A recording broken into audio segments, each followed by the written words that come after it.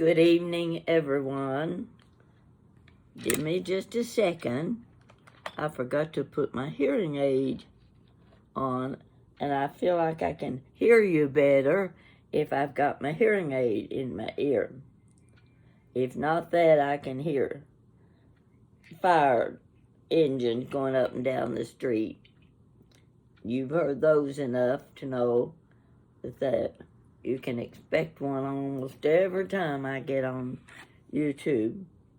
Well, I really wasn't planning to give you a story before Christmas, but I've been in the kitchen all afternoon trying to make room in my refrigerator for the stuff that I bought at Kroger yesterday.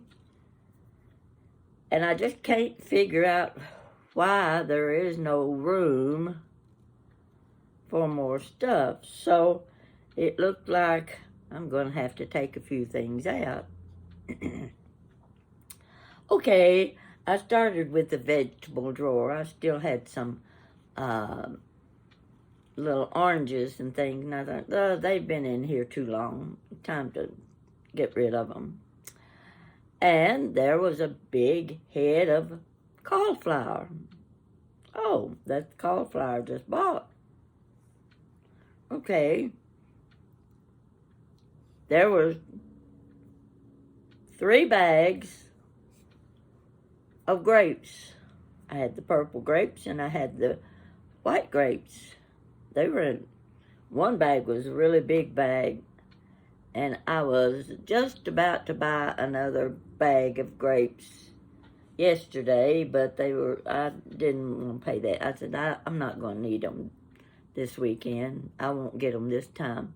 That would have been 3 bags of grapes in that vegetable drawer. So, okay, I pull open the second vegetable drawer, and what do you think was in there? Another head of cauliflower. Now, these were big heads of cauliflower. Don't tell me I bought another one and I already had one. See, I buy these things, I put them in the refrigerator. I'm going to fix them that day or the next day, and a week later, they're still there. That means I forget I've got them. Okay, I'm going to do the salad we're going to Louisville to Jessica's house for Christmas dinner. I'm going to do the salad, so I'm checking on my veggies to see what I need for the salad. 4 packages of carrots. The long ones, great big long one. The package that has those 4 little bitty carrots in it, 4 little packages all wrapped in one. Another package of the ones that are about the size of your thumb. And then I had a jar with some of those in it. And what you do is, if you want to keep your carrots good and fresh, you don't want them growing whiskers. You know how carrots can grow whiskers. Keep them too long. Put them in a jar, fill it with water, and every 3 or 4 days, just change the water in the jar, and they'll stay as good as if the day you bought them. Okay, 1 jar of carrots, 1 big package of long carrots, 1 package of little bitty carrots, another package of thumb-sized carrots. I think we could have a banquet. What am I going to do? All right. 1, set aside part of the carrots that are going to go in my salad. I thought I would take some roasted vegetables. Now, these are wonderful. It's a wonderful dish. And what's so good about it is the leftovers are just as good as when you first make them. All you have to do is just heat them up again. All right, I was going to put carrots in my roasted vegetables. And Jan and I just love cooked carrots. So, okay, I'll cut up, make them about an inch long, bite size. Now, I said I can cook the carrots here and take them with me, and all we have to do is heat them up. So I put aside the carrot to be cooked separately, the carrots for the vegetable salad separately, and what was I doing with the other carrots? Well, whatever it was, I was making good use of the carrots. I had the salad greens, 2 packages of them. I reached back in the back of the refrigerator. What in the world is that back there? I've already taken out this big carton of salad greens, set it on the sink. What is that back there? It was one of those big long boxes of classic salad something or other. It was taking up an awful lot of space in my refrigerator. Now, I don't know how many different kinds of milk I had.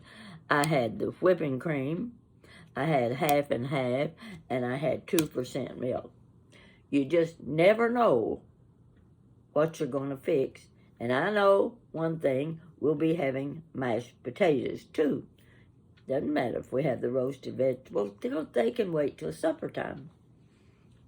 Yeah, plenty of milk. I'll have to take that with me because knowing Jessica, she doesn't do much cooking, and she doesn't keep those things on hand, and I'll get them if I don't have milk. What am I going to do?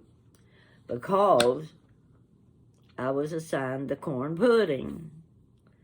We have to have my corn pudding. It was so good at Thanksgiving that I said, I've got to make it again. I just didn't get my fill of it for Thanksgiving. So I'll be using the milk and eggs for my corn pudding, and I've got my the corn out of the freezer, and it'll thaw so I can fix it tomorrow. You're getting the idea, I think, that once I started cleaning out my refrigerator and saying, yeah, time, throw this away, and I even had cranberry relish that I bought Thanksgiving, forgot to use it. It hasn't been opened, sitting in my refrigerator a month. Okay, you see what kind of housekeeper I am. But I'll tell you what, I've got room in my refrigerator now.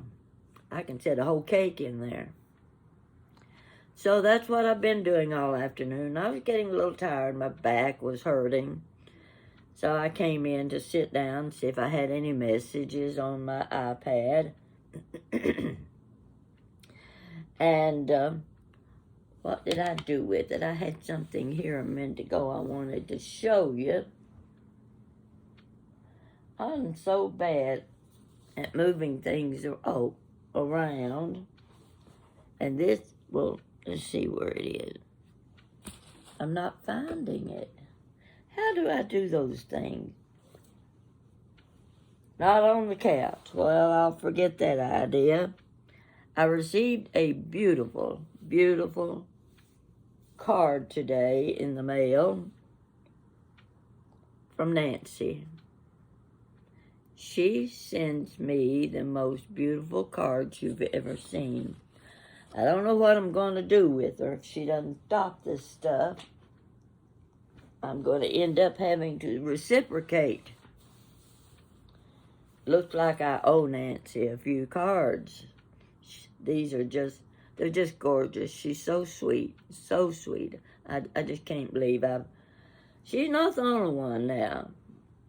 It's just hard for me to believe that I've acquired so many wonderful friends through my YouTube channel. It just has made a difference in my life. Now, let's see, where was it going to go from there? I was sitting here thinking about Christmas story, a Christmas story. And then I remembered, now this is going to be a story that you have to bear with me because I'm very emotional and I might cry. So just be prepared. Get your Kleenex out. Be ready. Let's go back to about 1962. Jan was 6 years old. Greg was 4. Now, we always had to go home to Mama's at Christmas. And it was usually, we worked it so it was for the weekend when nobody had to take off work. Okay, we were living in Louisville. And at that time, we didn't have the 4-lane interstates. It took 5 hours to drive home. And it's usually on Friday night after work. Cars packed, presents, everything's ready. We're on our way from Louisville to Corbin. 5-hour drive with 2 little kids that are anxious to get there. We get out on the highway. Let's see now. We're right at the edge of, we're at St. Matthews. We've had to drive across Louisville. Are we almost there yet? We're not even out of Louisville yet. And they're already asking, are we there yet? No, it's going to be a while. Just sit back and relax. Okay, we're going to be driving US 25 south, 2-lane.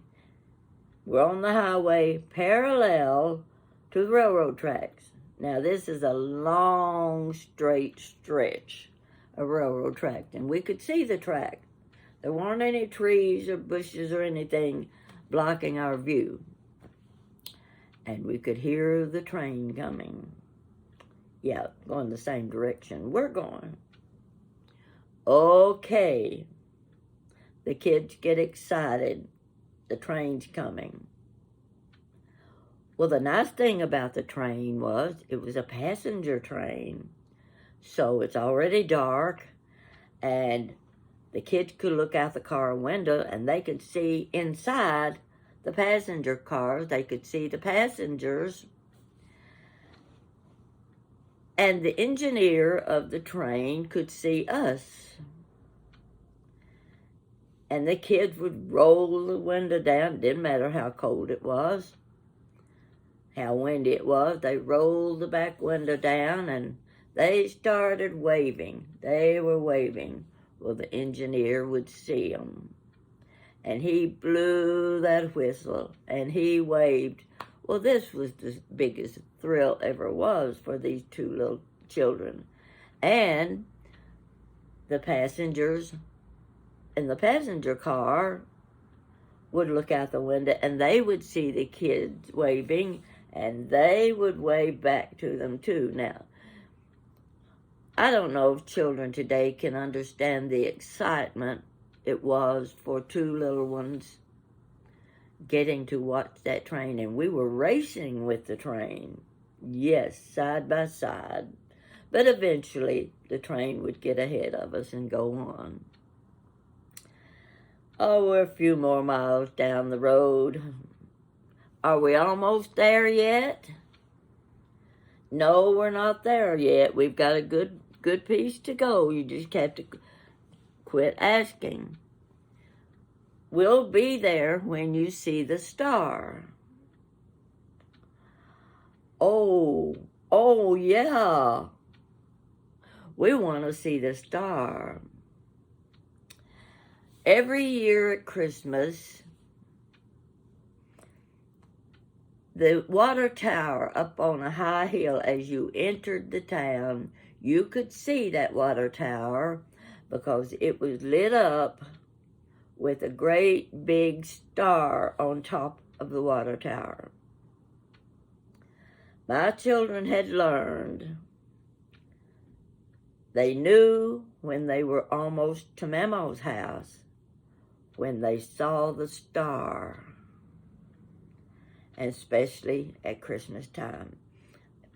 The whole town, everybody expected the big star at the top of the hill would be lit during Christmas. We're coming into we're past London, just a few miles, 10 miles to go. Are we almost there? Yes, we're almost there. Keep your eye out for the star. You'll be able to see it from way off, because it's way up on top of the hill. And they watched, and they watched. And it was finally, oh, there it is. Oh, I see the star, I see the star. We're almost to Mama's house. Well, I hesitate to continue this story, but it does have a climax to it. Bear with me now. The last time we saw that star, or the next time we expected to see the star, we drove home. There was no star. There was a young man who lived on the same street with my mother. I think he may have lived next door. And Mama got to know him quite well. She liked him very much. This young man was the person who saw that all the bulbs were lit in the star on the water tower. Every year he checked out the bulbs. He had to climb the water tower to change the bulbs. And the whole town expected that star to be lit. It was to be shining bright. That year, he climbed the water tower. He was there changing the bulbs. Now, I don't know the full details of what happened, but he slipped and he fell to the ground. He was gone. The young man that had kept the star lit every year was gone. The whole town mourned that young man. Mama talked about him, how nice he was. And I think for several years after that, we drove down the highway. We entered the north end of town. We looked up.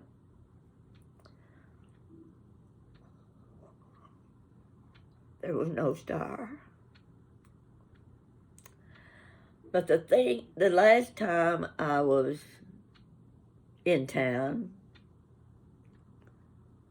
I did notice they had the star shining up above the water tower. It would be shining, and I know the star is shining tonight. So, you don't realize how much a simple thing like that can affect your life. How it can be such an exciting thing in your child's life, a 4-year-old and a 6-year-old. So excited. Windows roll down, looking up, pointing, the star. The star is shining tonight. The star is shining tonight. So, that's my story for Christmas. The Christmas star that has been shining for many years, at least we were seeing it shining about 67 years ago. No, I'm going to make that 60 years ago. Because Jan is now 67, and she was 6 years old when they started getting excited about the Christmas star. So that's one of those special stories that people like to hear.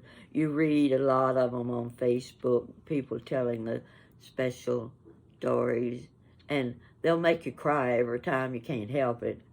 But to tell you the truth, I thought by the time I got to this part of the story, I'd be sobbing. But I'm not sobbing now. But I guarantee you, the people of Corbin, the residents, all remember the young man who lit the Christmas star. I hope you like this story. And we'll get back to normal life after we get our Christmas dinner done. I know Jessica is going to prepare short ribs. I don't know how she's going to fix them, but she has her own special recipe. Young people cook different than people my age. She will make it a special dish, I'm sure. My corn pudding, if it turns out, will be special. Jan always makes deviled eggs every year. She says, I said, do you have enough eggs for my corn pudding? She says, you don't need to bring any eggs. We're taking a whole bunch of fresh farm eggs. I don't know where they're getting them. They must have a neighbor that got chickens. So anyway, we're going to have plenty of deviled eggs, and I'll have the eggs for my corn pudding. We're going to have a nice salad. I'm going to make sure that salad's got everything in it that it needs. And sometimes the salad dressing can be a problem, but I'm giving them a poppy seed dressing, whether they like it or not. That's what they're getting. I don't know what we're having for dessert, but I went to, what is it? What's the little grocery, really good grocery, where I can get the fresh blueberry loaf. It looked good. They had several different, they had raspberry, they had apple, they had vanilla, they had banana bread, on and on and on. And I bought one or two of them every year, and this year I decided I'd get the blueberry because we can also have that blueberry bread for breakfast the next morning. So, I hope you're going to have a nice Christmas day. Even when you're alone, it's not easy to have a good Christmas, but I've been through many Christmases sitting alone, and I know the feeling. So you find yourself a book, you find you a movie on television, call your friends and your neighbors if you have to, get them out of the kitchen for a few minutes and talk to them, and go in and fix yourself a grilled cheese sandwich. Nothing better than a grilled cheese sandwich. And the thing about a grilled cheese sandwich, you don't have to put butter on the bread. Put mayonnaise on that bread. Toast it that way. And I guarantee you'll like it better than you do when you've got the bread buttered. That's your recipe for today, grilled cheese sandwich. Now that shouldn't be too hard to remember.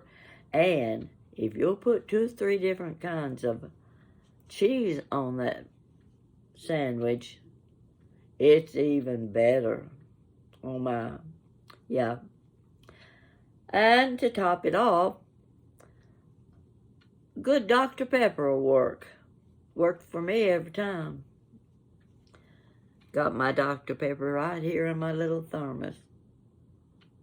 I think when I die, they're going to bury me with this thermos in my hand with Dr. Pepper in it. I won't complain. Folks, Merry Christmas.